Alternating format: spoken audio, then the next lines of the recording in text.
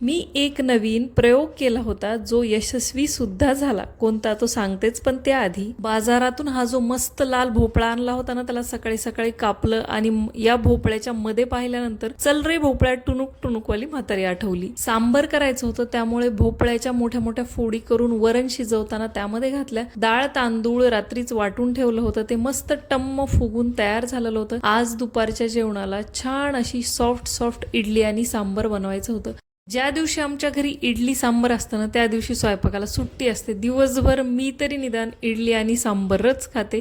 छान सॉफ्ट जाळीदार इडल्या तयार झाल्या होत्या, सोबत सांबर बनवलं आणि मस्त एन्जॉय केलं. त्यानंतर मी प्रयोग कोणता केला तो सांगते.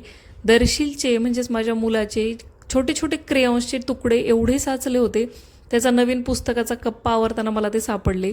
मग हे जे कॅन्डीचे मोल्ड माझ्याकडे होते त्याच्यात ते तुकडे करून मी घातले आणि 10 ते 12 मिनटासाठी ओव्हनमध्ये ठेवले.